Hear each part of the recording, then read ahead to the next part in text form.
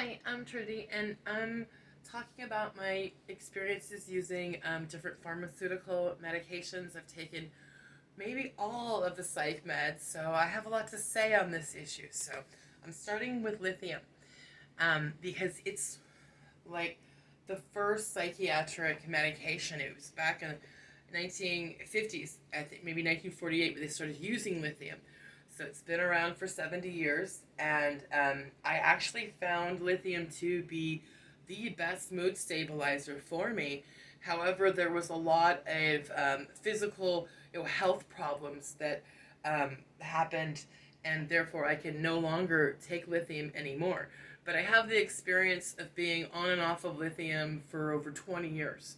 So, what I want to say about this is okay, back in the 90s, when I went to research my medical records, I saw that the doctor I saw back in the 90s, he wrote in all of the notes, and then every time I saw him, that I had a goiter. But he never discussed this with me. He never talked to me about it. And I didn't see anything in my medical records of him actually even testing my thyroid levels. Um, so I found that incredibly disturbing. In 2002, I was in a psychiatric facility, and I remember a doctor palpating my thyroid. I didn't even know what a thyroid was back then, so I didn't know what he was doing. And I obviously already had a goiter, not a large goiter, but a small goiter. But this doctor chose to put me on lithium, and so then after you're on lithium, it's standard for them to test your thyroid after the fact because it has such an effect on the endocrine system. And endocrinology is a very complex field, I've learned. So, of course, I had a thyroid imbalance after being put on lithium. And what they do is they try to give you drugs to try to stabilize that so you can, then you're taking two drugs now. Okay. And I could never get my thyroid levels stabilized. So the first endocrinologist I went to, he sent me to do the nuclear medicine where you take a pill, and it's nuclear medicine where they could see like what's going on with your thyroid. It's a test. But then he sent me to do the treatment for a thyroid ablation. And this endocrinologist was, he never discussed this treatment with me. He just was like, this is what you're doing. No discussion, no debate. I don't even, he doesn't even have the respect and decency to explain the procedure to me. I was insulted. And I refused to do the ablation. And he told me I was risking my life. And I said, I want to explore other treatment options before I make this decision. I want to be more informed. Aren't you a doctor that's supposed to help me understand my own body and my own health? And he told me I would never find a surgeon to surgically remove my thyroid. And I proved him wrong several years later. But I probably did some damage to my body by prolonging those thyroid imbalances. I tried many different other options. I mean, I tried everything. Um, Acupuncture, but then I ended up having a thyroid storm where my thyroid, it went from being underactive to being overactive. And the thing about being, I was hospitalized for this thyroid storm. And, I made the mistake of going to the ER on a Friday night where clearly I heard from the doctors in the ER that they had some treatment for me, but they really didn't know what was going on with this thyroid storm, and they were pretty much waiting for the endocrinology specialist to come on Monday morning. And that was upsetting to me because, I was put in a hospital room next to somebody who was dying. And, I'm double manic, gonna jump out of my skin while this woman who's dying and priests are chanting and praying for her. I felt horrible. I didn't make it till Monday morning to see the endocrinology people because I had to get the hell out of there. I couldn't stay. And I think they put me on Depakote at that time.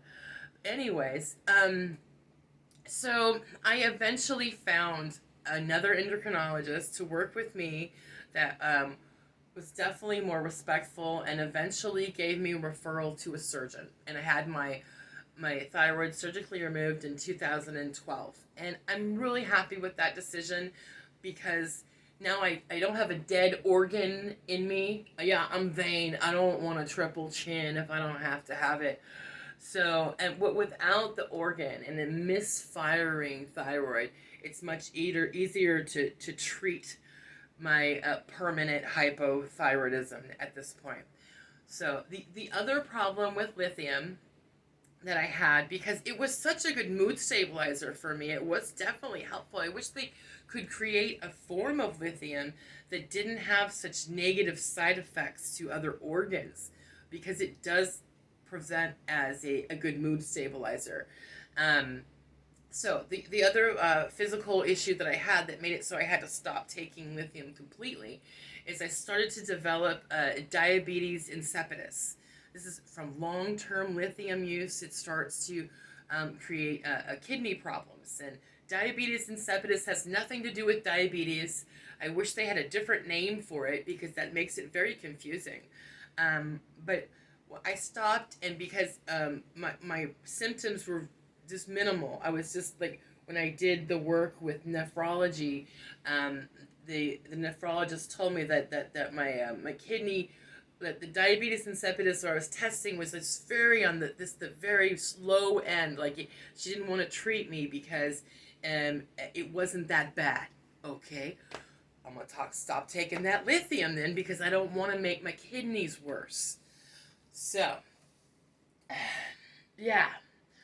So my issues with psychiatric medication, the reason why I'm telling my story is because I feel that the overuse of psychiatric medications is a problem.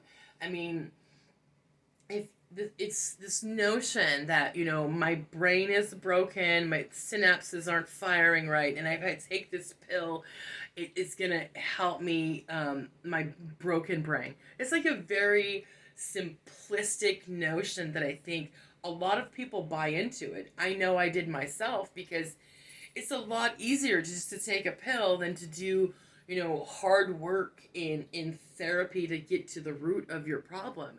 I don't necessarily feel that a mental health diagnosis should be a life sentence to psychiatric medication. But once you're put down that path of psychiatric medications, you've altered your brain. And so there's some medication, I may need to be on some psychiatric medication for the rest of my life. And that's upsetting for me. I mean, financially, it would have been cheaper if there was more work to get me into talk therapy, into more CBD therapy, other types of therapeutic treatment, especially trauma work, which is it's not easy. But financially, it would have been more cost effective to treat me in the beginning stages with more of those kind of treatment measures than to put me on this path of taking pills for the rest of my life. I mean, that's just my little political rant, so I'll stop for today. Thank you for listening.